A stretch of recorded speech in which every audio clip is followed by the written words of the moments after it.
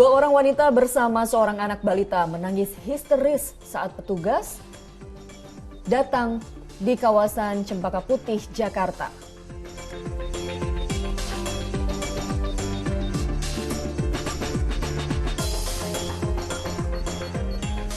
Dua pasien anak penderita gagal ginjal akut yang dirawat di Rumah Sakit Umum Raden Matahir Jambi meninggal dunia.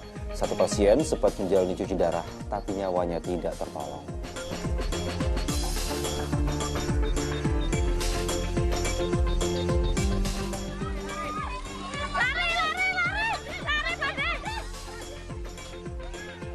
Video amatir warga merekam detik-detik jembatan terputus diterjang derasnya air sungai setelah hujan deras mengguyur wilayah Kabupaten Sukoharjo.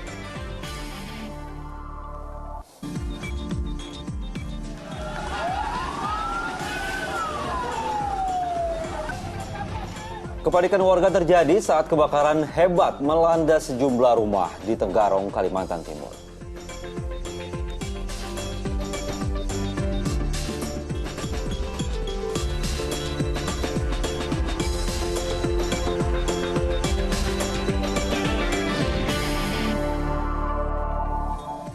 Halo, selamat pagi. Senang sekali saya Dani Maulana. Dan saya Pratiwi Kusuma kembali hadir menemani Anda di Fokus Pagi kali ini edisi Jumat 21 Oktober 2022. Ya pemirsa, dalam 1,5 jam ke depan kami hadir dengan rangkaian informasi dan peristiwa terbaru yang telah dihimpun tim redaksi kami hingga dini hari tadi. Langsung saja kita awali informasi di Fokus Pagi. Pemirsa, dua orang wanita yang diduga penyandang masalah kesejahteraan sosial atau PMKS menangis histeris saat hendak diamankan petugas gabungan di kawasan Cempaka Putih, Jakarta. Ya, bahkan anaknya yang masih balita pun ikut menangis histeris saat sang ibu hendak dibawa petugas ke dalam mobil dinas sosial.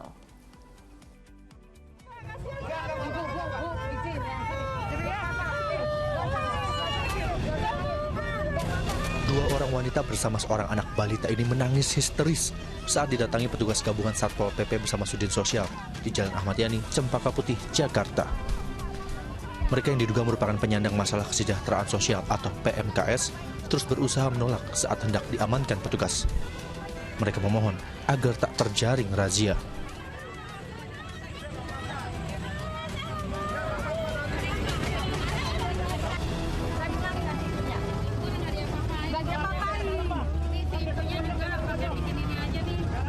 Di kawasan percetakan negara, petugas kembali direpotkan dengan ulah wanita lanjut usia yang menolak diamankan petugas.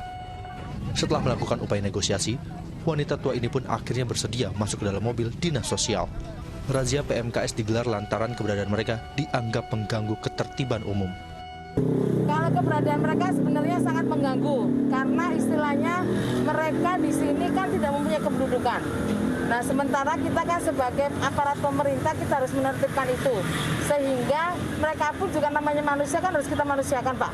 Kalau mereka tidak mempunyai tempat tinggal, otomatis kita langsung melakukan pembinaan dan kita langsung limpahkan ke Sudin Sosial untuk dilakukan di tempat di panti. Nah, kalau kita menemukan ada yang keluarganya, kita di sini, kita hubungin keluarga, kita kembalikan ke mereka. Sedikitnya, 7 orang PMKS yang berhasil diamankan langsung dibawa ke kantor Kecamatan Cempaka Putih untuk dilakukan pendataan. Dan Vito Samarta melaporkan dari Jakarta. Ya, petugas Dinas Sosial dan Satpol PP Kabupaten Mojokerto terlibat aksi kejar-kejaran dengan manusia silver. Razia ini, razia pemerlu pelayanan kesehatan sosial PPKS akan terus digelar sebagai antisipasi tindak kejahatan di jalanan.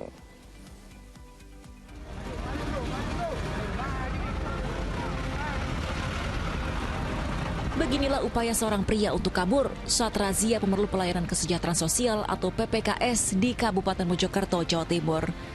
Aksi kejar-kejaran dengan petugas pun tak terhindarkan. Bahkan, manusia silver itu nekat menceburkan diri ke saluran air demi terhindar dari razia.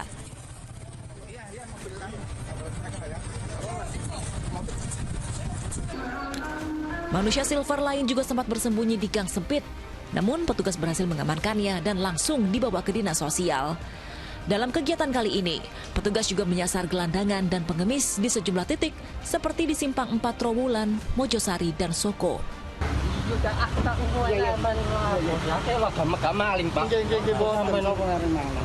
Bersama-sama dengan Satpol PP melakukan penjangkauan pemerlu pelayanan kesejahteraan sosial yang ada di Kabupaten Mojokerto. Sasarannya berapa lokasi ini, Pak? Sasarannya ada beberapa titik, 4. Atas laporan warga yang resah atas kehadiran mereka, petugas mengamankan 18 PPKS. Selanjutnya, mereka akan mengikuti pembinaan di kantor dinas Kabupaten Mojokerto. Rencananya, razia ini akan terus dilakukan sebagai bentuk antisipasi tindak kriminalitas di jalanan. Diak Eko Purwoto melaporkan dari Mojokerto, Jawa Timur. Di informasi berikutnya, pemirsa, Polda Metro Jaya menetapkan 43 orang sebagai tersangka menyusul bentrokan 2 kelompok massa di kawasan Mampang, Jakarta Selatan beberapa waktu yang lalu. Sengketa kepemilikan lahan menjadi pemicu bentrokan setelah terjadi baku hantam dalam sebuah mediasi.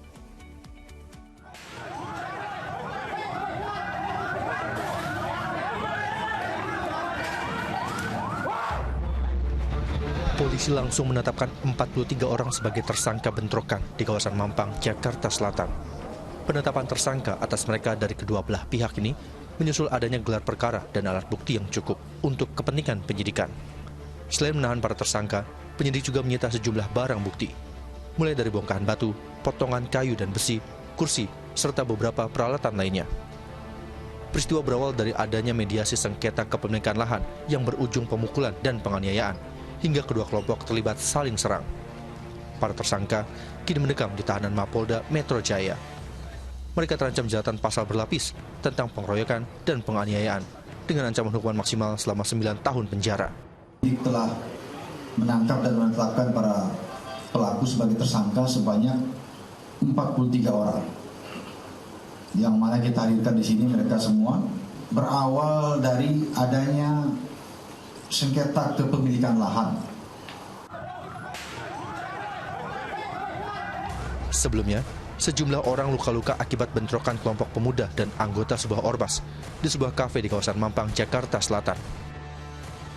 Selain bersiaga di tempat kejadian, polisi mengamankan puluhan orang dari kedua belah pihak untuk menjalani pemeriksaan penyidik di Mapolda Metro Jaya. Muhammad Nur melaporkan dari Jakarta.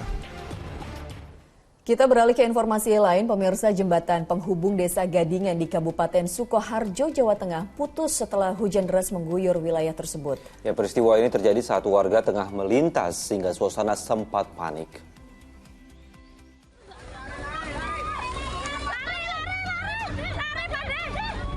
Detik-detik jembatan sesek putus membuat warga panik.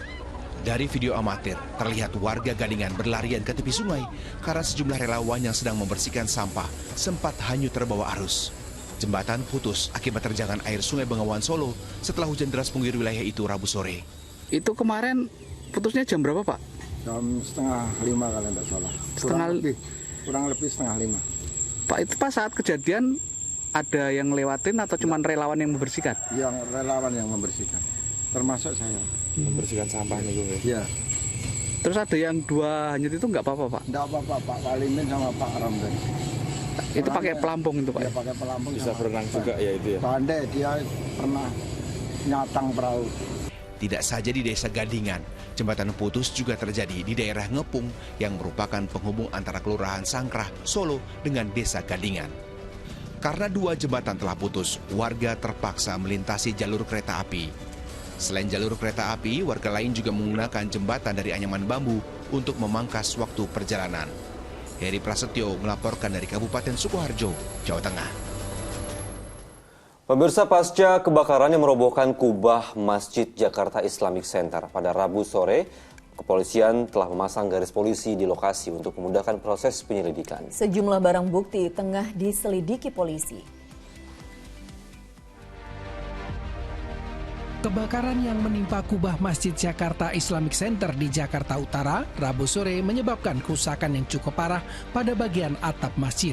Runtuhan kubah masjid hingga Kamis siang masih berserakan di lantai 2 masjid. Untuk memudahkan penyelidikan, kepolisian telah memasang garis polisi. Polisi juga melarang warga sekitar untuk melakukan aktivitas maupun ibadah hingga waktu yang belum ditentukan. Untuk mengungkap penyebab kebakaran, Puslap 4 Polri, Polres Jakarta Utara, Kamis sore melakukan penyelidikan atau olah TKP. Sejumlah benda dan alat pertukangan termasuk tabung gas yang digunakan untuk pengerjaan renovasi akan diperiksa di laboratorium Puslap 4 Polri. Dalam proses ya, kita kan hari ini dari tim Lapor Mabes Polri juga ada di sini. Untuk kalau TKP di sini ya, sambil kita tunggulah hasil seperti apa. Yang jelas kami udah periksa 6 orang ya, 6 orang di Polres. 6 orang itu siapa aja Pak? Ya, pekerja ya. Pekerja. Polres Jakarta Utara telah memeriksa 6 orang saksi, diantaranya 2 pengawas proyek dan 4 lainnya pekerja.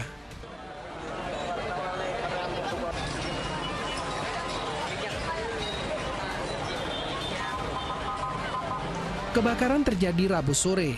Terlihat kobaran api disertai asap pekat yang membumbung tinggi di kubah masjid.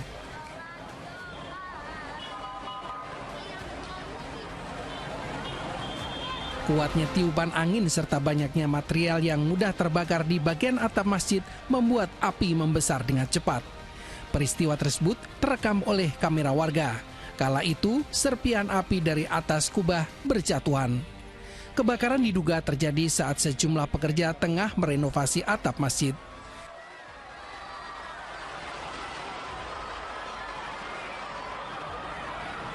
Tim Liputan melaporkan. Kebakaran juga melanda sejumlah permukiman di tanah air, seperti di Ciputat, Tangerang Selatan, sebuah rumah terbakar saat ditinggal pergi pemiliknya. Sementara itu, kebakaran juga melanda permukiman di Balikpapan, Kalimantan Timur. Diduga akibat kompor meledak, 4 rumah di kawasan Sumberrejo ludes terbakar. Informasi yang satu Pak, kebakaran Pak, RT 49 Pak, pada jam 17.25. Teriakan-teriakan meminta bantuan ini dilakukan seorang relawan saat kebakaran melanda permukiman di Jalan Bontobulaing, Sumberrejo, Balikpapan Tengah, Kamis sore. Kebakaran ini diduga berasal dari ledakan kompor di salah satu rumah yang terbakar. Sejumlah petugas pemadam yang datang pun bergerak cepat agar kobaran api tidak semakin meluas. Petugas sempat kesulitan menjangkau titik api karena aksesnya sempit. Dari beberapa mobil yang dikerahkan, hanya 1 unit yang mampu menjangkau titik api. Akhirnya, kurang dari 1 jam, amukan si jago merah bisa dipadamkan. Meski begitu, 4 rumah ludes dilalap api. Tidak ada korban jiwa dalam musibah ini. Kalau tadi dengar sekilas dari pembicaraan dari yang punya rumah, sepertinya kompor meledak ya. Karena sebelum ada api menyala, ada ledakan. Ya. Dari situ, ya situ tapi dari mana? Sementara itu di Ciputat, Tangerang Selatan, Kamis sore, petugas pemadam kebakaran berjibaku memadamkan kebakaran yang melanda sebuah rumah di perumahan dosen Universitas Indonesia. Api pertama kali terlihat dari dalam kamar rumah yang sedang kosong ditinggal pergi oleh pemiliknya. Petugas yang tiba di lokasi sempat kesulitan untuk memadamkan api karena pintu rumah yang terkunci. Petugas pun terpaksa mendobrak hingga bisa masuk dan melakukan penyemprotan. Beruntung, api yang melahap seluruh isi kamar bisa langsung dipadamkan, sehingga tidak sempat merembet ke bagian lain rumah. Ya kalau untuk kronologisnya ya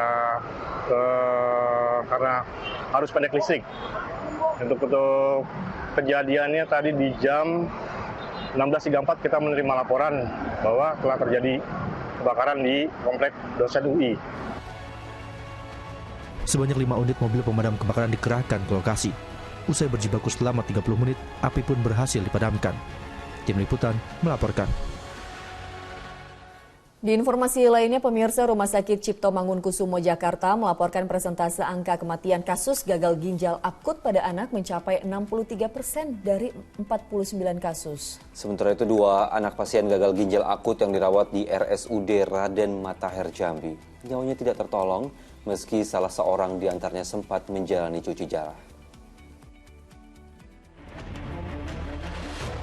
2 pasien anak penderita gagal ginjal akut yang dirawat di Rumah Sakit Umum Daerah Matahir Jambi yang meninggal dunia masing-masing berusia 8 tahun. Ketika datang ke rumah sakit, keduanya mengalami demam dan urin atau air seninya sedikit. 1 pasien sempat menjalani cuci darah namun nyawanya tak tertolong. Sedangkan pasien lainnya belum sempat mendapatkan tindakan medis. Belum dibawa ke rumah sakit, udah keluhan demam, kemudian dia kencingnya itu sudah mulai sedikit gitu. Jadi mungkin yang perlu kita edukasi ke masyarakat saat ini apabila punya anak ya, anak-anak dengan keluhan seperti itu, demam, terus pipisnya sedikit atau bahkan nggak ada, itu cepat bawa ke dokter. Guna mengantisipasi meningkatnya jumlah pasien, kini Rumah Sakit Umum Daerah Raden Matahir sudah menyiapkan ruang khusus cuci darah bagi pasien anak. Sementara itu berdasarkan data pasien sejak bulan Januari hingga Oktober 2022, angka kematian pasien ginjal akut di Rumah Sakit Cipto Mangunkusumo Jakarta Pusat mencapai 63% dari 49 kasus. Para pasien yang berusia 6 bulan hingga 8 tahun yang menjalani perawatan umumnya tidak bisa mengeluarkan urin atau air kencing karena ginjalnya tidak berfungsi dengan baik untuk membuang racun dalam tubuh. Karena waktu kami menerima, semua sudah dalam kondisi nggak bisa kencing. Ya kan, apakah sebelumnya sudah tidak bisa kencing? Karena kita sedang selidiki. Tentu pertama kali dengan wawancara tadi anamnesis. Semua ibu mengatakan sebelumnya tidak. Ya, jadi bukan orang-orang anak-anak yang dari dulu udah ada gagal ginjal. Nah, gagal tidak bisa kencing justru yang membuat ibu itu datang mencari pertolongan, kok anak saya tidak bisa kencing. Dari total 49 pasien gagal ginjal akut, hanya 7 pasien yang kembali pulang ke rumah usai kondisinya membaik. Sedangkan 11 pasien lainnya masih menjalani perawatan di RSCM. Rick Harsen dan Don Vito Samarta melaporkan dari Jambi dan Jakarta. Peningkatan kasus gagal ginjal akut pada anak juga menjadi perhatian serius Pemprov DKI Jakarta. PJ Gubernur DKI Jakarta Heru Budi Hartono meninjau langsung Laboratorium Kesehatan Daerah atau Labkesda DKI Jakarta yang tengah melakukan uji toksikologi terkait kasus gagal ginjal akut misterius. PJ Gubernur DKI Jakarta Heru Budi Hartono Kamis siang mendatangi Laboratorium Kesehatan Daerah DKI Jakarta di kawasan Rawasari, Cempaka Putih. Hal ini dilakukan untuk memantau uji toksikologi terkait kasus ginjal akut pada anak yang membuat sebagian besar masyarakat khawatir. Yang pertama memastikan bahwa Labkesda DKI komplit kira-kira seperti itu, dan Bu Dirjen, Bu Kepala Dinas menyampaikan menjadi tempat rujukan. Yang kedua tempat pelatihan bagi Labkesda daerah lain supaya sama standarnya. Sementara Kepala Dinas Kesehatan DKI Jakarta Widya Stuti mengatakan penyebab pasti terjadinya gagal ginjal akut pada anak masih dalam penelitian. Penyebab sedang dalam proses penelitian. Jadi kalau ada edaran terkait dengan cairan dan sebagainya adalah salah satu faktor yang patut diduga menjadi pemicu. Itu ya bahasanya. Jadi belum sesuatu yang 100%. Ya, jadi artinya tapi kan mitigasi harus terus dilakukan. Masyarakat juga diminta waspada dan memperhatikan secara seksama gejala umum yang timbul pada kasus gagal ginjal akut, seperti berkurangnya air seni atau air kencing selama 12 jam terakhir dan hilangnya kesadaran secara perlahan. Segeralah membawa pasien ke rumah sakit untuk mendapatkan tindakan medis. Kalau misalnya anaknya dalam 12 jam sama sekali tidak buang air kecil, nah itu juga menjadi salah satu kewaspadaan. Bagaimana tindak lanjutnya? Berarti orang tua harus segera periksakan anaknya ke fasilitas kesehatan. Akan ada pemeriksaan lebih lanjut untuk anak untuk melihat fungsi ginjal. Dinas Kesehatan DKI Jakarta mencatat dari Januari hingga Oktober 2022 sudah ada 71 kasus yang dilaporkan, di mana 40 pasien diantaranya meninggal dunia dan 16 anak tengah menjalani perawatan di berbagai rumah sakit di ibu kota. Sedangkan sisanya sembuh. Tim Liputan melaporkan dari Jakarta. Badan Pengawas Obat dan Makanan BPOM menemukan 5 produk obat sirup yang diduga mengandung cemaran etilen glikol dan dietilen glikol yang melebihi ambang batas. Ya, untuk itu BPOM memerintahkan kepada industri farmasi pemilik izin edar agar melakukan penarikan produk obat sirup tersebut di seluruh Indonesia. Ya, pemirsa, berdasarkan data yang diterbitkan BPOM melalui akun resminya, terdapat 5 obat sirup yang diduga mengandung cemaran etilen glikol dan dietilen glikol yang melebihi ambang batas yang ditentukan. Sebelumnya BPOM melakukan pengujian terhadap 26 sirup obat hingga 19 Oktober lalu. Untuk itu BPOM memerintahkan kepada industri farmasi pemilik izin edar agar melakukan penarikan produk sirup obat tersebut di seluruh Indonesia. Tidak hanya itu, kelima produk sirup obat yang terdiri dari obat demam, obat batuk, dan flu untuk segera dimusnahkan.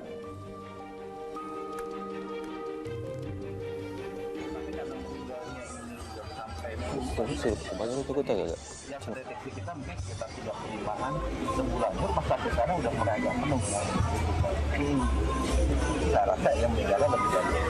Kita ngambil tindakan preventif, kita tahan dulu. Sementara di Tangerang, Banten, inspeksi mendadak dilakukan Dinas Kesehatan ke sejumlah klinik, apotek, dan fasilitas kesehatan lainnya. Kegiatan ini dilakukan untuk mengingatkan fasilitas kesehatan agar segera menarik sejumlah obat sirup anak. Sidak tersebut akan dilakukan secara masif. Jika fasilitas kesehatan didapati masih menyediakan obat sirup, maka Dinas Kesehatan setempat akan melayangkan surat peringatan.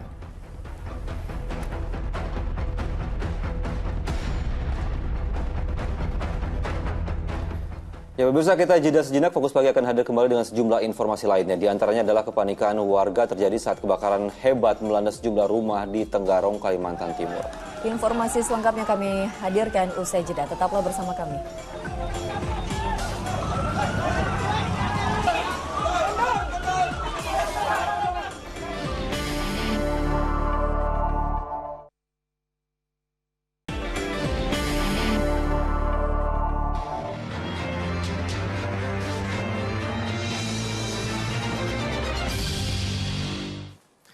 Anda kembali di Fokus Pagi bersama saya Dani Maulana dan kini kita masuk ke segmen Fokus Kasus.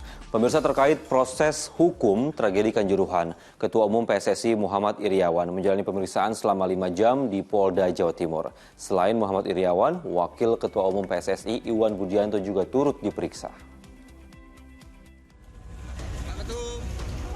Polda Jawa Timur Kamis sore telah memeriksa Ketua Umum PSSI Muhammad Iryawan dan Wakil Ketua Umum Iwan Budianto terkait proses hukum tragedi Kanjuruhan. Keduanya diperiksa sebagai saksi. Hari ini saya adalah mengikuti atau melaksanakan pemanggilan di Polda Jawa Timur, menghadiri. Alhamdulillah telah selesai pemeriksaan. Mohon maaf, kami kemarin panggilan pertama tidak bisa hadir karena ada kegiatan di Kuala Lumpur, ada 8 DIC dan juga. Nanti untuk materi silakan nanya ke juru bicara saya. Ada berapa pertanyaan Pak Iwan? Terima kasih ya, malam. Penyidik Polda Jawa Timur telah menggali banyak hal terkait tugas dan tanggung jawab PSSI. Apa namanya Pak Iwan? Sedikit aja Pak Iwan. Ya, terkait tes fungsinya PSSI seperti apa. Tanyanya kurang lebih 70 pertanyaan. 70 pertanyaan. Terkait apa aja Pak Iwan? Ya itu terkait tugas tupoksinya PSSI itu apa. Polisi menetapkan 6 orang tersangka dalam tragedi Kanjuruhan. 3 diantaranya dari internal kepolisian yang terlibat dalam penembakan gas air mata. Rahmat Hidayat melaporkan dari Surabaya, Jawa Timur. Sementara itu pemirsa, Komisi Nasional Hak Asasi Manusia Komnas HAM mendatangi Stadion Kanjuruhan Malang untuk memeriksa sejumlah kamera pengawas atau CCTV. Hasilnya, Komnas HAM menemukan sejumlah CCTV tidak merekam seluruh peristiwa tragedi Kanjuruhan yang menewaskan 133 orang.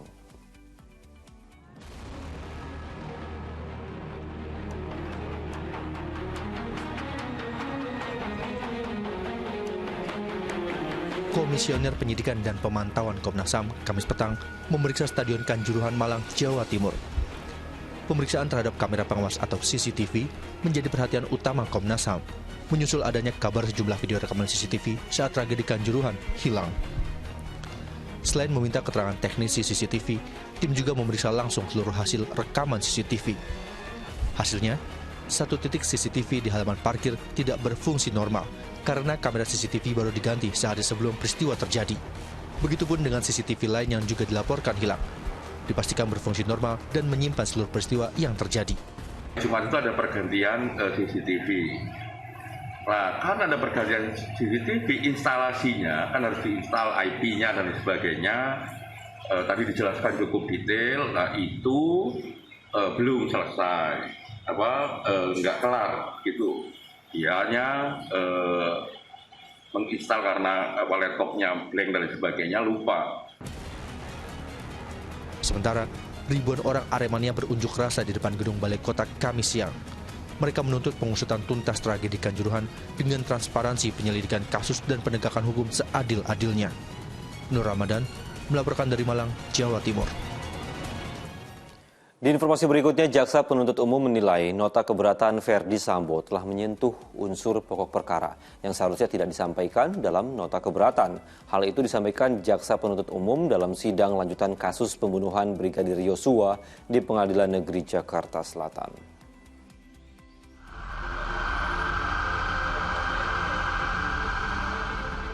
Sidang lanjutan kasus pembunuhan Brigadir Nopriansyah Yosua Huta Barat kembali digelar di Pengadilan Negeri Jakarta Selatan, Kamis 20 Oktober 2022 pukul 9.30 pagi.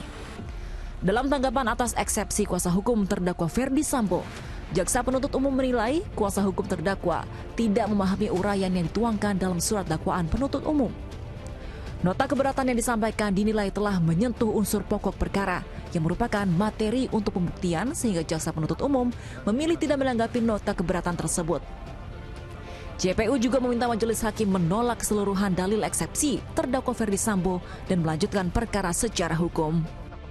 Terhadap dalil-dalil eksepsi atau nota keberatan yang dikemukakan oleh penasihat hukum terdakwa Ferdi Sambo yang merupakan materi pokok perkara tidak kami tanggapi karena merupakan materi untuk pembuktian pokok perkara.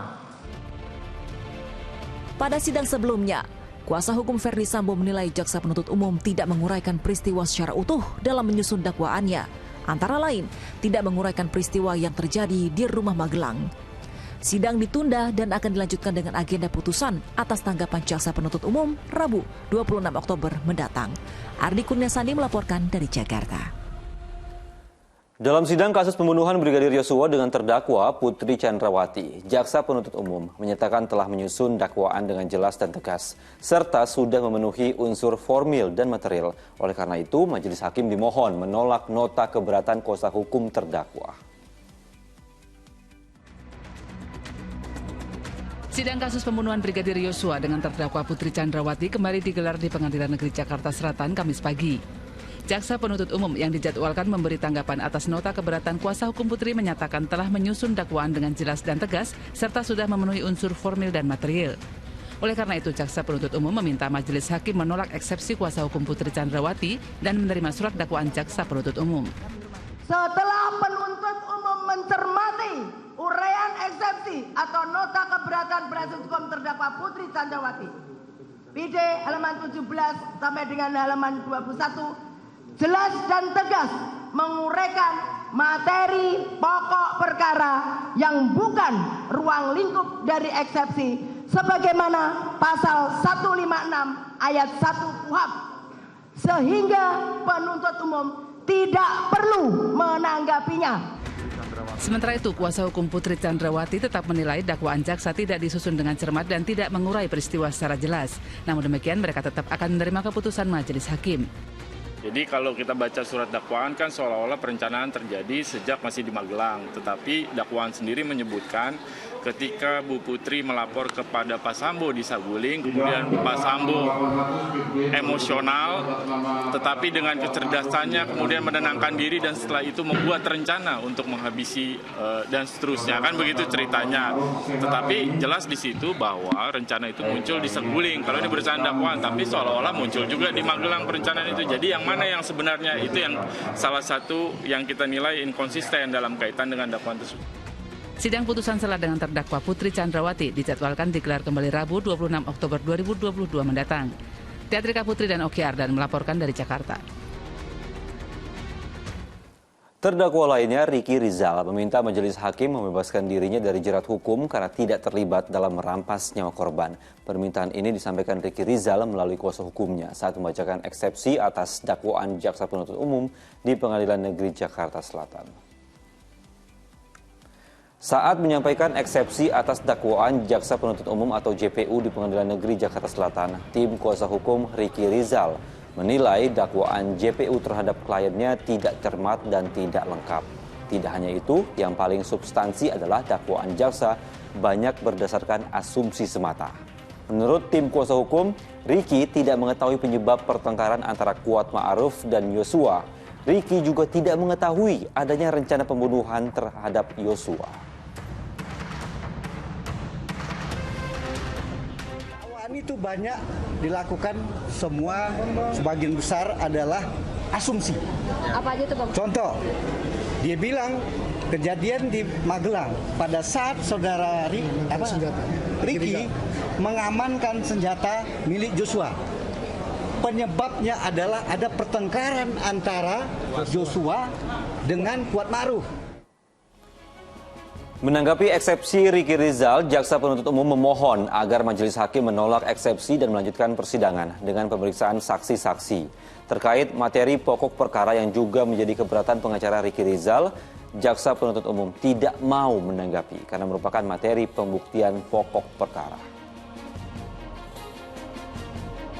Yang mengadili perkara ini dengan menyatakan 1. Menolak seluruh dalil eksepsi atau nota keberatan penasihat hukum terdakwa Ricky Rizal Wibowo. Menyatakan pemeriksaan terdakwa Ricky Rizal Wibowo tetap dilanjutkan berdasarkan surat dakwaan nomor register perkara PDM strip 245-JKTSL-10-2022 tanggal 5 Oktober 2022. Kita beralih ke informasi lain, pemirsa. Kebakaran hebat melanda sejumlah rumah dan 1 sepeda motor ikut hangus di Tenggarong, Kutai Kartanegara, Kalimantan Timur. Kepanikan warga mengiringi upaya pemadaman kebakaran itu.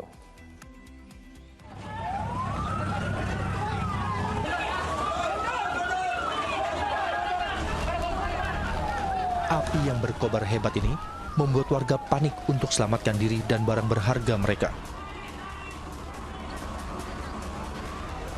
Petugas pun berjibaku menjinakkan si jago merah yang kian membesar dan melahap sejumlah rumah warga di kawasan Pantai Kota, Tenggarong, Kutai Kartanegara, Kamis malam. Belum diketahui penyebab kebakaran ini, namun seorang warga menyebutkan api tiba-tiba muncul dari bagian tengah rumah. Api itu dari tengah kamar. Jadi langsung naik gitu api. Kita tuh cuma pemadaman listrik dari rekan-rekan kawan-kawan PLN yang agak lambat. Kalau enggak, mungkin bisa kita minimal dari berapa? Dua rumah ya, 2 rumah. Selain sejumlah rumah warga hangus, 1 sepeda motor juga ikut terbakar. Hingga kini, penyebab pasti kebakaran masih dalam penyelidikan. Amir Hamzah melaporkan dari Kutai Kartanegara, Kalimantan Timur. Seorang pemuda di Semarang Utara tewas usai terlibat perkelahian dengan pemuda kenalannya. Keduanya terlibat duel di dalam salah satu kamar di sebuah kawasan di Jalan Imam Bonjol yang disewa oleh pelaku.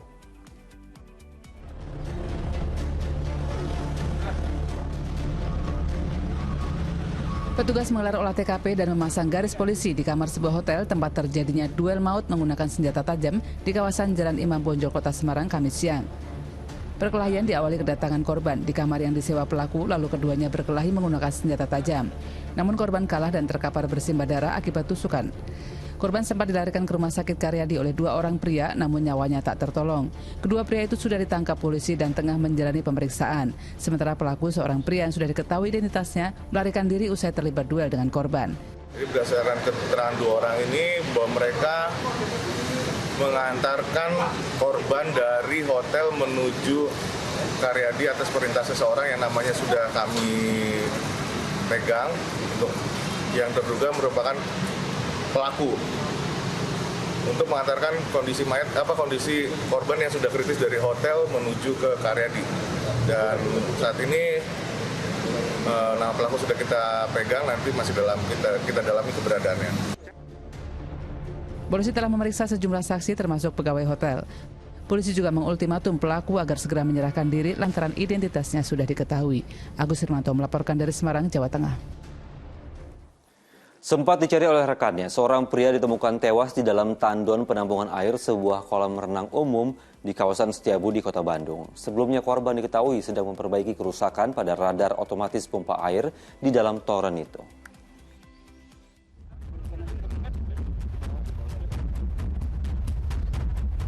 Jasad pria bernama Jumali, 51 tahun ini dievakuasi petugas Dinas Kebakaran Kota Bandung dari dalam sebuah tandon penampungan air milik sebuah kolam renang umum di kawasan Setiabudi, Kota Bandung, Jawa Barat, Kamis pagi.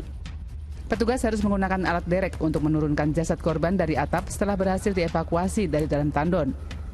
Korban sebelumnya diminta sang majikan memperbaiki radar otomatis di dalam tandon itu lantaran mendadak tak berfungsi. Namun setelah itu korban tak kunjung turun hingga rekannya naik mencari korban. Lihatnya jadi kata si bos ya suruh lihat atas nama teman ya. Saya lihat ke atas lewat ya ke torannya Pak. Dengan posisi dilihat sudah ada di dalam Pak ya. Dalam keadaan duduk Pak. Posisi air posisi dikit Pak. Satu garis di bawah.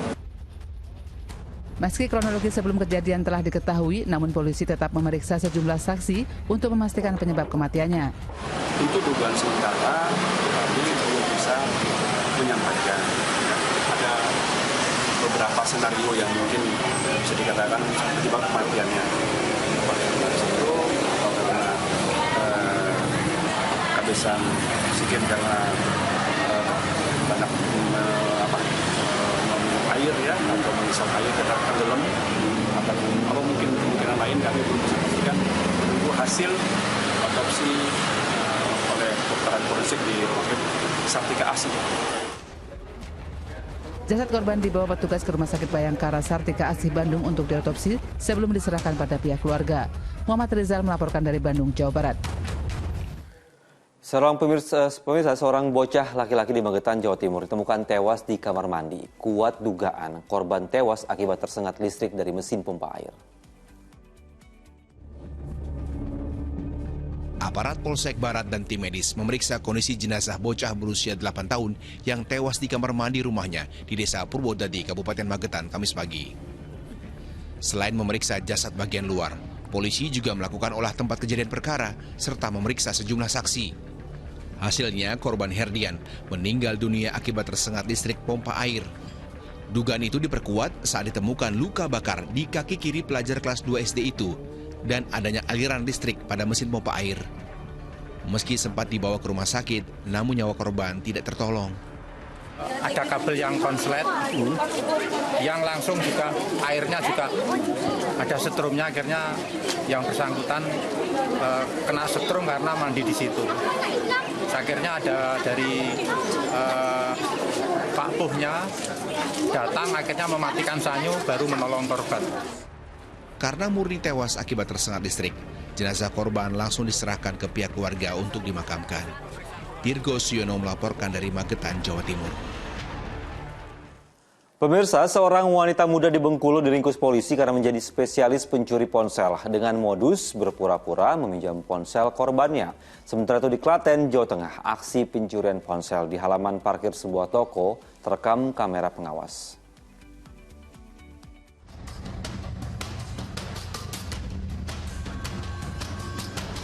Inilah pencurian ponsel yang terjadi di halaman salah satu toko di Klaten, Jawa Tengah.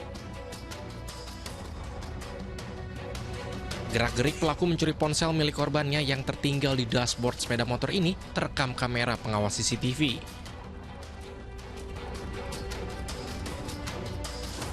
Setelah mendapat barang curiannya, pelaku langsung tancap gas. Pihak kepolisian kini masih menyelidiki kasus pencurian tersebut, termasuk mempelajari rekaman CCTV. Kemudian kita menindaklanjuti dengan mendatangi TKP, dan selanjutnya kita mengumpulkan bukti-bukti data yang ada terkait masalah CCTV dan mencatat keterangan saksi sebagai bahan kami untuk melakukan penyelidikan atau pengungkapan kasus pencurian HP. Sementara itu, seorang wanita muda berusia 19 tahun di Bengkulu diringkus polisi karena menjadi spesialis pencuri ponsel. Modusnya dengan meminjam ponsel korban untuk berpura-pura menelpon suaminya. Saat korban lengah, tersangka langsung kabur membawa ponsel tersebut. Setidaknya sudah ada 5 laporan yang diterima polisi terkait aksi pencurian ini. Ponsel hasil curian lalu dijual tersangka di forum jual beli untuk kebutuhan sehari-hari. Wanita muda ini kini dijerat pasal pencurian dengan ancaman hukuman 5 tahun penjara. Tim Liputan melaporkan. Kita beralih ke kasus lainnya, pemirsa. Puluhan personel gabungan polisi dan aparat BNN Kabupaten Labuhan Batu Utara, Sumatera Utara pada Kamis petang menggerebek 3 lokasi kampung narkoba. Diduga rencana kedatangan petugas sudah tercium lebih dulu sehingga di TKP polisi tidak berhasil meringkus para pelaku. 3 titik lokasi yang menjadi target petugas Polres Labuhan Batu dan aparat BNN adalah di wilayah Lorong 6, Perkebunan 3, Membang Muda, dan Kelurahan Aek, Kanopan Timur. Salah satu lapak dan tenda plastik yang digerebek tidak ditemukan para pelaku atau pengguna. Petugas hanya menemukan bekas alat pakai sabu. Diduga rencana kedatangan rombongan petugas telah bocor ke telinga para pelaku. Tidak ingin datang sia-sia, petugas akhirnya merobohkan gubuk dan tenda yang kerap dijadikan sebagai tempat pesta narkoba.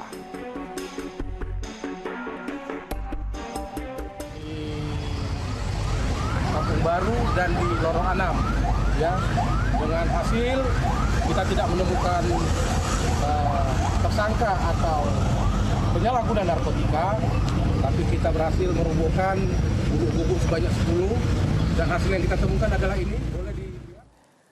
Pemirsa, tim penyelamat satwa dan polisi mengungkap upaya perdagangan organ harimau di Indragiri Hulu Riau. Hasilnya, seorang tersangka berhasil diamankan beserta barang bukti 1 karung berisi organ harimau. Aparat kepolisian bersama tim penyelamat satwa Taman Nasional Bukit 30 atau TNBT menggagalkan upaya perdagangan organ harimau di Indragiri Hulu Riau pada Rabu sore. Tersangka bernama Rizwandi tak dapat mengelak saat polisi menemukan barang bukti berupa organ harimau yang terdiri dari tengkorak, tulang belulang, kuku, hingga taring yang disembunyikan di kebun di belakang rumahnya. Harimau diperoleh tersangka dengan cara menjeratnya di kawasan TNBT. Dirinya tergiur menjual organ harimau tersebut karena harganya yang tinggi, yakni berkisar 70 juta rupiah per ekor. Pelaku ini mendapatkan barang bukti tersebut dari hasil jeratan sendiri.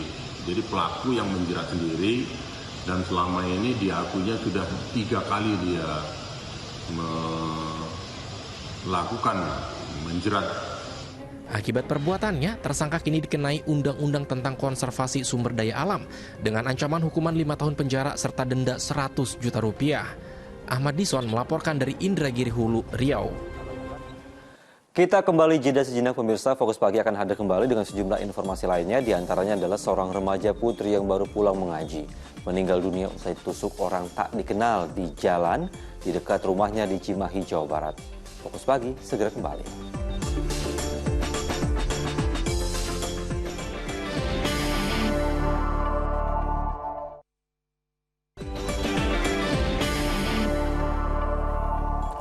Anda kembali menyaksikan Fokus Pagi bersama saya Pratiwi Kusuma.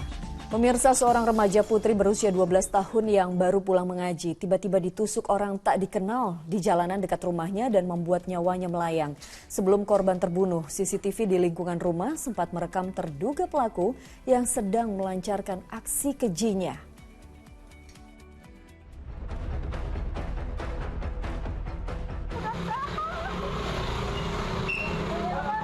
Orang tua mana yang bisa menahan pilu saat putri kecilnya tewas ditusuk orang tak dikenal sepulangnya mengaji? Dari hasil otopsi, korban Shakila mengalami luka parah di bagian punggung. Usai disolatkan, jasadnya langsung dimakamkan di TPU keluarga di Kabupaten Cianjur. Penusukan remaja putri berusia 12 tahun itu terjadi Rabu malam di kawasan Mukodar, Kota Cimahi, sekitar 200 meter dari rumah korban saat ia pulang mengaji. Sang terduga pelaku yang sempat rekam CCTV terekam turun dari motor lalu mendatangi korban sebelum akhirnya kabur terburu-buru. Sesaat usai kejadian, warga sempat mendengar suara anak kecil yang memanggil-manggil nama ibunya. Pas enggak ada, cuman segitu kedengarannya cuma mama udah aja 3 kali, nggak ada ucapan yang lain gitu. Kalau ada ucapan lain juga saya keluar sama ibu saya juga nggak ada, lagi ngobrol. Disangkanya anak yang lagi main-main. Udah pulang ngaji itu langsung main dan sampai lari-lari. Penyidik Polres Cimahi sudah memeriksa CCTV di lokasi kejadian dan masih menyelidiki apakah sosok pria yang ada di video itu memang benar pelaku penusukan atau bukan. Itu menjadi titik awal, namun apakah terduga pelaku tersebut memang benar atau tidak, kami belum bisa menyimpulkan. Dan tentunya kami dari pihak kepolisian, baik Polres maupun Polsek, berupaya keras dalam hal penyelidikan semaksimal mungkin untuk melakukan rangkaian pengungkapan agar secepat mungkin pelaku dapat tertangkap. Keluarga korban berharap agar kasus segera terungkap dan pelaku ditangkap. Sejauh ini, keluarga mengakui tidak pernah punya musuh dan bermasalah dengan pihak lain, sehingga motif di balik peristiwa ini pun masih misterius. Muhammad Abbas melaporkan dari Cimahi, Jawa Barat. Direktorat Reserse Kriminal Khusus Polda Sumatera Utara kembali menyita 4 aset milik bos judi online Apin BK senilai 5,1 miliar rupiah. Dengan penyitaan 4 aset itu, sampai saat ini total ada 26 aset Apin yang disita senilai 151,9 miliar rupiah. Penyidikan kasus judi online terus bergulir. Selain masih memeriksa bos judi online Apin BK alias Joni, Ditreskrimsus Polda Sumatera Utara menyita 4 aset milik Apin BK senilai 5,1 miliar rupiah. Aset yang disita berupa 4 unit ruko di Tanjung Morawa, Kabupaten Deli Serdang dan di Kota Medan. Sejauh ini total aset yang disita mencapai 26 aset dengan nilai 151,9 miliar rupiah.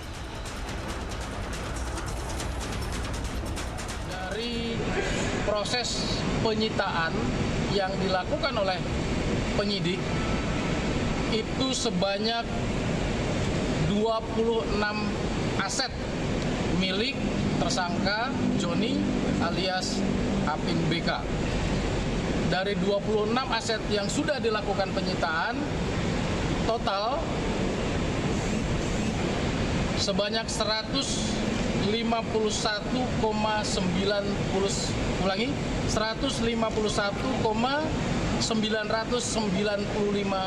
miliar rupiah. Sehari sebelumnya, petugas juga telah menyita 5 aset Apin BK lainnya berupa 2 rumah mewah di Kompleks Perumahan Cemara Asri, Deli Serdang.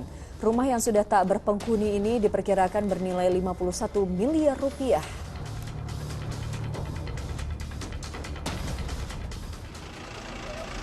Sempat buron dan masuk dalam daftar Red Notice Interpol, bos judi kelas atas Apin BK alias Joni tiba di Polda Sumatera Utara pada Selasa lalu. Sebelumnya Apin BK ditangkap aparat gabungan di Malaysia setelah bersembunyi di Singapura. Apin BK kabur bulan Agustus lalu ketika aparat Polda Sumatera Utara menggerebek rumahnya.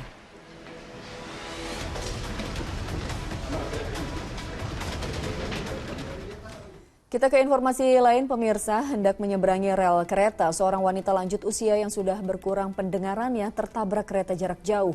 Akibatnya jasad korban terseret beberapa meter. Warga Bantarwetan, Kelurahan Bangun Cipto, Kapanewon, Sentolo, Kulon Progo, Yogyakarta berkerumun menyaksikan evakuasi jasad Wasinem 75 tahun dari pinggir rel kereta api. Nenek yang sudah renta itu sebelumnya bermaksud menyeberangi rel kereta. Namun lantaran pendengarannya telah berkurang, korban tak mengetahui kedatangan kereta dari arah Bandara YIA menuju stasiun Yogyakarta. Kerasnya benturan membuat tubuh korban terseret hingga puluhan meter. Korban meninggal di lokasi dengan luka parah di bagian kaki. Tiba-tiba ada kereta bandara, ya mungkin jalannya masih terbata-bata. Nah, kalau lihat dari kejadian tadi pas ketabraknya itu, kakinya yang kena kereta, jadi yang kalau wajahnya, badannya utuh tapi kakinya yang luka. Tak lama berselang, petugas yang dihubungi warga datang dan mengevakuasi tubuh korban dan membawa ke rumah sakit Nyi Ageng Serang. Masih mengumpulkan keterangan, masalah ketabraknya atau keserempetnya seperti apa kita belum bisa memastikan. Nanti kita masih menunggu dari hasil visum rumah sakit. Peristiwa kecelakaan itu ditangani Polsek Sentolo, sementara jenazah korban akan diserahkan pada keluarga setelah divisum. Kristianto Nugroho melaporkan dari Kulon Progo, Yogyakarta. Jatuh saat mendahului kendaraan lain, seorang pengendara motor di Lumajang, Jawa Timur tewas terlindas truk pada Kamis sore. Peristiwa kecelakaan lalu lintas ini ditangani unit Laka Lantas Polres Lumajang. Zainul Mukiso, 53 tahun, warga desa Gondoruso, Pasirian, Lumajang ini tewas setelah terlindas truk di Jalan Desa Lempeni, Tempeh, Lumajang. Kejadiannya bermula saat korban yang mengendarai motor melaju dari arah Pasirian menuju kota Lumajang untuk mengantar kelapa. Di lokasi kejadian, korban berusaha mendahului kendaraan lain namun belum berhasil mendahului roda depan sepeda motor. Korban tiba-tiba saja selip hingga ia terjatuh ke tengah badan jalan. Saat bersamaan, sebuah truk melaju kencang dari arah belakang hingga melindas tubuh korban. Kasus kecelakaan maut ini ditangani unit Laka Lantas Polres Lumajang. Terus orangnya jatuh ke kanan, sepedanya ke kiri. Oh, Terus truknya? Truknya langsung lewat, langsung rindes. Tidak nutup. Seorang sopir mobil sewaan ditemukan tewas terjepit bak truk di Kabupaten Muna, Sulawesi Tenggara. Proses evakuasi tubuh korban berlangsung sulit lantaran minimnya peralatan yang ada. Warga berusaha membebaskan tubuh pria bernama Laode Muna, 50 tahun dari bak sebuah truk yang menjepit tubuhnya di sebuah base camp alat berat milik sebuah perusahaan di Kelurahan Laiworo, Kabupaten Muna, Sulawesi Tenggara. Tak ada yang mengetahui awal mula kejadian itu lantaran tak ada saksi. Korban sekira pukul 6 pagi terlihat oleh rekannya tengah memeriksa kondisi truk itu. Namun tak lama berselang, ia ditemukan telah tewas dalam kondisi terjepit bak truk. Untuk mengetahui penyebab pasti tewasnya sopir sewaan itu, polisi melakukan olah TKP dan memeriksa sejumlah saksi.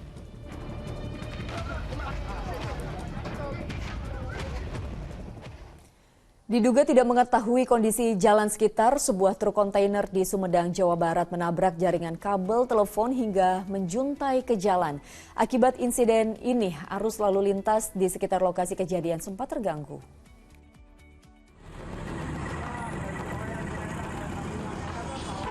Jaringan kabel telepon ini seketika menjuntai ke badan jalan akibat tersangkut truk kontainer yang melintas di Jalan Mayor Abdurrahman, Kabupaten Sumedang, Jawa Barat pada Kamis sore. Tidak hanya itu, sebuah papan reklame yang berada di pinggir jalan juga nyaris roboh akibat tertarik jaringan kabel. Diduga sopir truk tidak mengetahui kondisi jalan sekitar. Akibat insiden ini, arus lalu lintas dari arah Sumedang Kota menuju Cirebon mengalami kemacetan. Sementara itu, petugas gabungan dari Telkom, BPBD, dan polisi langsung melakukan penanganan dengan memasang tiang baru. Itu kena kabel yang satu dan ternyata terbawa semua, termasuk billboard ini.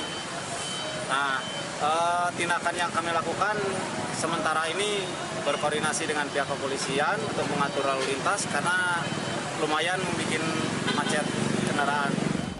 Hingga Kamis malam, pihak kepolisian masih mencari truk kontainer beserta sopirnya yang diduga terus melanjutkan perjalanan ke arah Bandung. Agun Gunawan melaporkan dari Sumedang, Jawa Barat. Guna mencegah terjadinya roboh di saat musim hujan, petugas gabungan melakukan razia pembongkaran reklame bermasalah. Reklame yang dibongkar paksa adalah reklame yang ilegal dan keberadaannya membahayakan warga di saat musim hujan.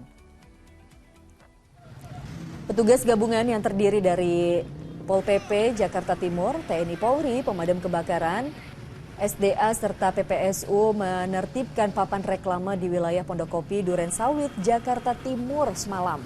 Sejumlah reklame yang tidak berizin atau ilegal dibongkar paksa.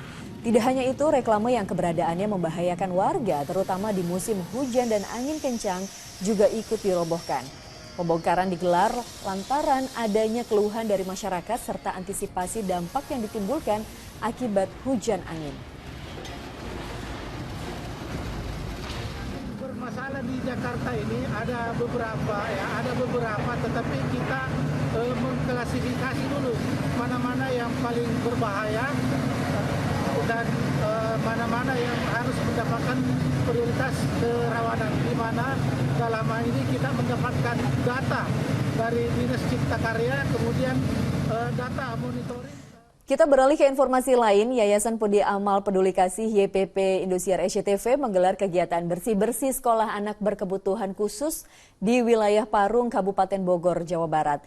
Tidak hanya itu, YPP Indosiar SCTV juga turut memberikan bantuan tambahan alat-alat kebersihan kepada pengurus sekolah.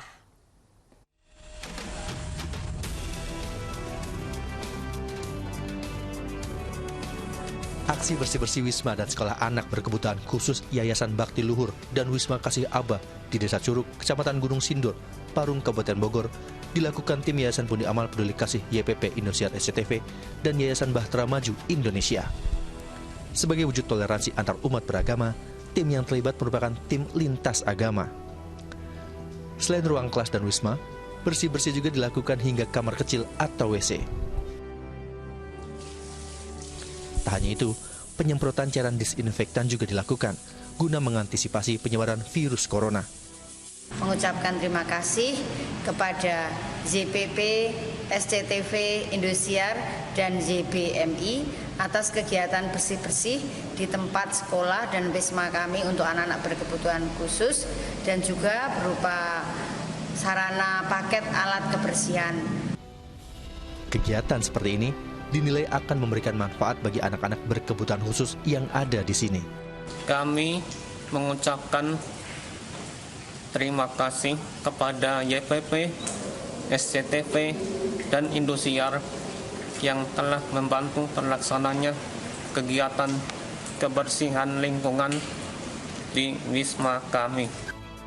Kegiatan yang melibatkan umat lintas agama ini diharapkan dapat terus berlangsung untuk menunjukkan indahnya keberagaman.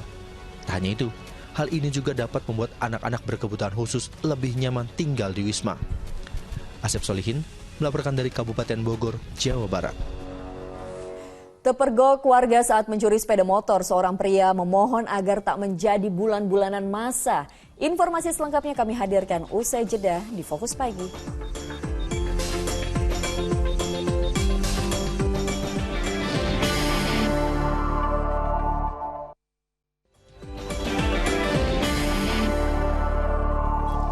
Anda kembali menyaksikan Fokus Pagi bersama saya Dani Maulana. Dan saya Pratiwi Kusuma. Kita lanjutkan informasi di Fokus Pagi hari ini. Pemirsa, angin kencang disertai hujan lebat membuat pohon berukuran besar di Padang dan Tangerang bertumbangan. Meski tidak mengakibatkan korban jiwa, kondisi ini sempat membuat lalu lintas di jalan raya pun terhambat.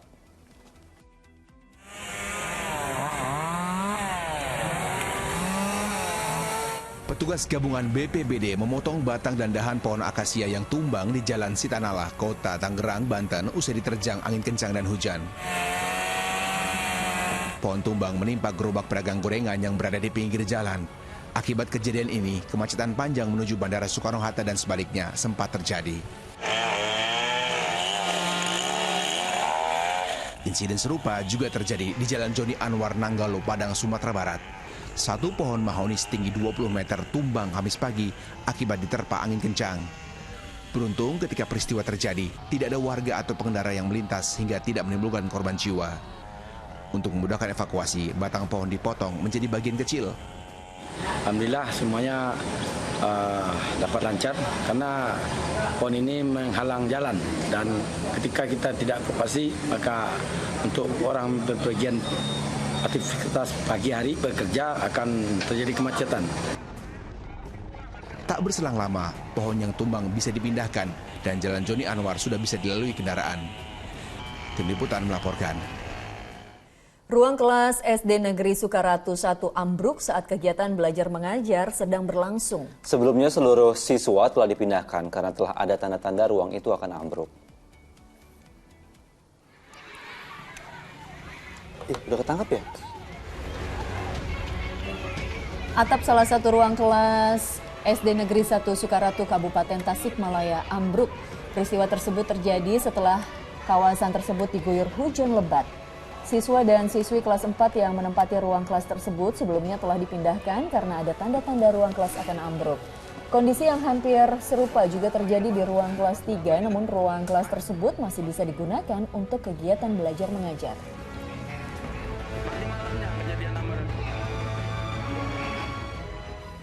Di informasi berikutnya, pemirsa, polisi meringkus pelaku penikaman dan perampasan ponsel milik sepasang kekasih di Kota Palembang. Ya, melawan saat ditangkap, petugas terpaksa menghadiahi pelaku dengan timah panas.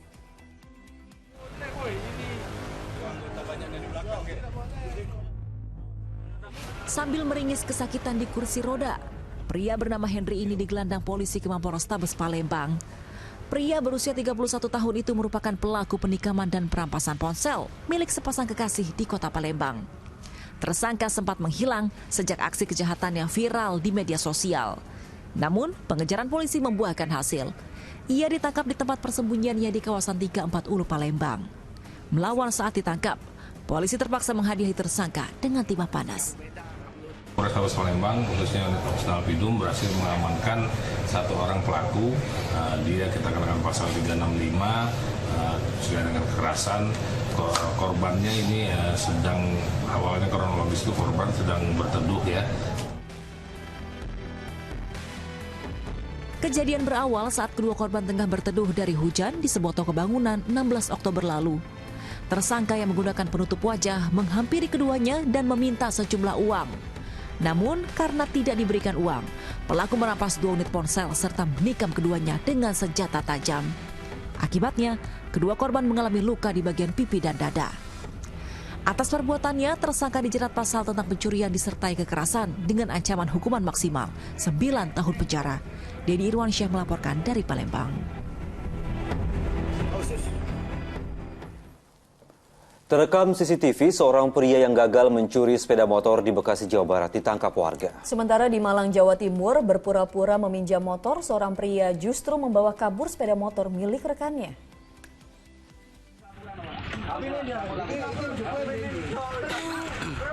Sambil memohon, pria ini diamankan warga di kawasan Stadion Kanjuruhan, Malang.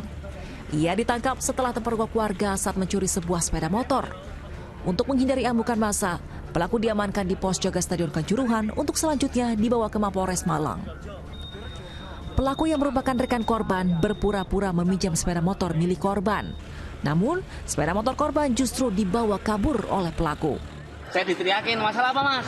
Maling mas, maling. Saya lari sampai nyebrang sungai itu kan, ketangkepnya di tengah sawah. Saya amankan bawa sini, masanya apa? Bawa ke pos. Yang anggap saya sama korban. Sementara di Bekasi, Jawa Barat, seorang pria yang hendak mencuri sepeda motor juga nyaris diamuk massa. Dirinya berhasil diringkus setelah kejahatannya terekam kamera pengawas CCTV. Namun, aksinya gagal setelah warga meneriakinya. Percobaan pencurian. Saya lagi tidur, istri saya mau sholat tahajud.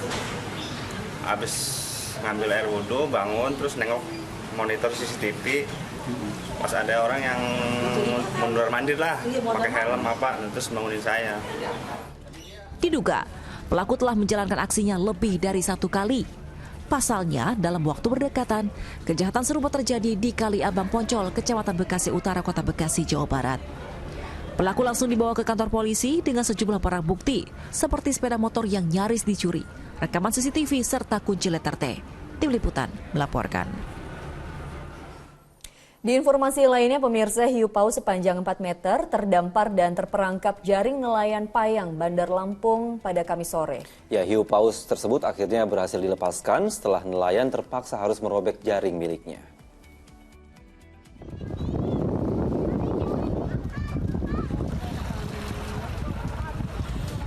Pelepasan seekor paus tutul yang terjerat jaring nelayan di pesisir pantai Sukaraja, Bandar Lampung, Kamis sore berlangsung dramatis. Sekitar 10 nelayan harus berenang ke laut untuk melepaskan ikan sepanjang 4 meter itu. Setelah berjuang sekira setengah jam, ikan berhasil dilepaskan setelah nelayan terpaksa merobek jaringnya. Sepanjang hari Kamis, sudah 3 ikan hiu paus terdampar dan terjerat jaring nelayan. Udah 3 kali. 3 kali? Ya. Apa nih yang menimbulkan kerugian dari nelayan sendiri? Iya, apa ngancurin payang? Payang jaringnya maksudnya? Iya, apa kerugiannya? Nggak dapat ikan. Fenomena terdamparnya ikan berukuran besar ini diduga karena angin kencang dan ikan hiu paus pun kerap terbawa arus ke pesisir pantai. Ari Susanto melaporkan dari Bandar Lampung, Lampung. Pemirsa, sementara itu penyelamatan kucing yang tercebur sumur dilakukan petugas pemadam kebakaran di Kecamatan Karangnongko, Klaten, Jawa Tengah. Ya, sebelumnya warga telah berusaha mengeluarkan kucing dari dalam sumur, namun selalu gagal. Menggunakan peralatan lengkap, petugas pemadam kebakaran Kabupaten Klaten Kamis siang berupaya menyelamatkan seekor kucing yang jatuh ke dalam sumur di Kecamatan Karangnongko.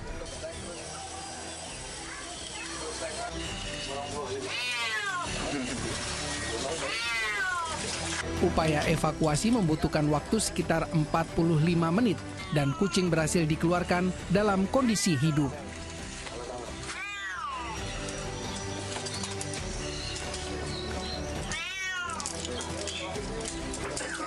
Kemungkinan itu kemarin tuh ngejar tikus mungkin ya Pak.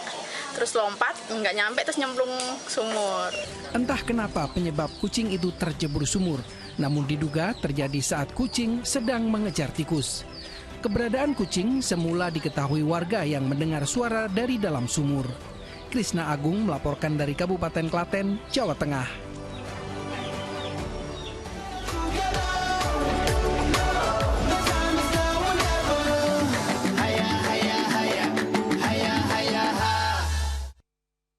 Ya, akhirnya kita beralih ke ajang Piala Dunia 2022 Qatar. Federasi Sepak Bola Jerman ini menyiapkan bonus besar bagi para pemainnya jika mampu membawa negaranya keluar sebagai juara. Nah, jika target tersebut berhasil terwujud, setiap pemain nantinya akan menerima 400.000 euro atau setara 5,8 miliar rupiah. Wow.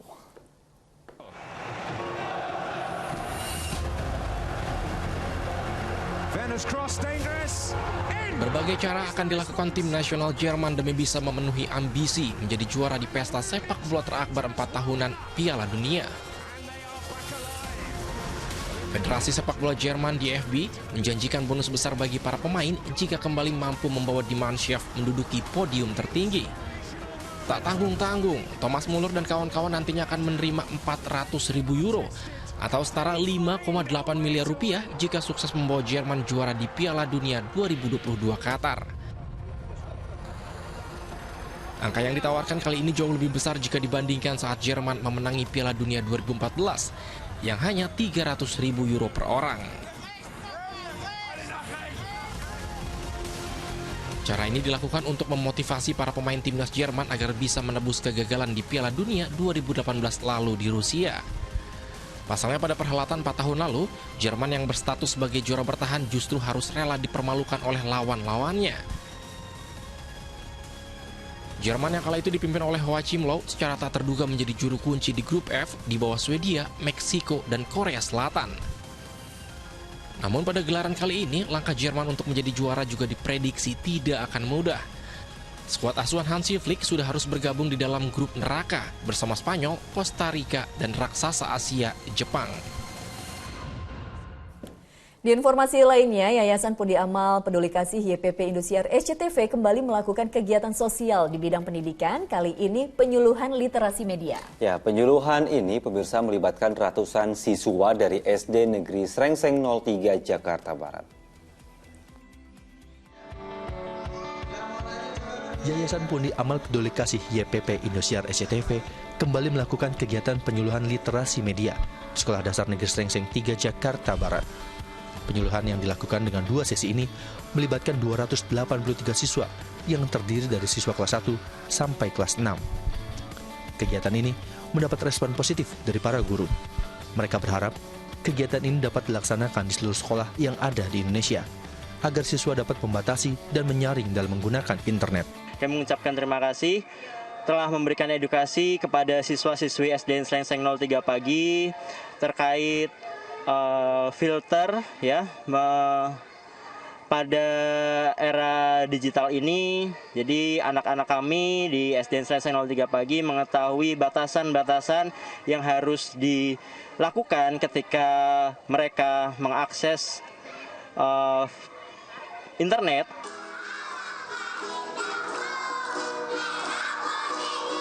Program ini bekerjasama dengan Kak Reza sebagai pemberi materi.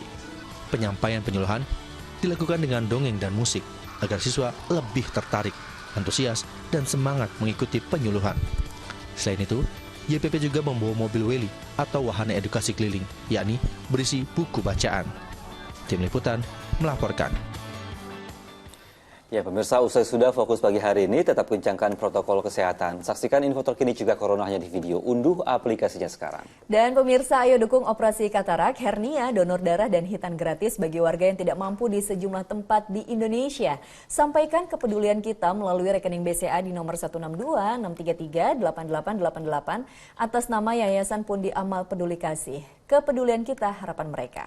Ya pemirsa, sesuai ketentuan Undang-Undang Cipta Kerja, maka siaran TV analog akan dihentikan mulai tanggal 2 November 2022. Segera beralih ke siaran TV digital untuk tetap bisa menyaksikan program Fokus Pagi dan program-program kesayangan Anda di Indosiar. Pastikan TV Anda bisa menerima siaran digital atau gunakan set-top box. TV digital bukan TV berbayar, tidak menggunakan internet, dan siarannya gratis. Indosiar siap digital. Dan pemirsa, usai Fokus Pagi, jangan lewatkan untuk menyaksikan program Mega Series Panggilan. Mewakili tim redaksi dan kerabat kerja yang bertugas, saya Pratiwi Kusuma. Dan saya Dani Maulana pamit undur diri. Selamat pagi, selamat beraktivitas, jaga kesehatan selalu, dan sampai jumpa.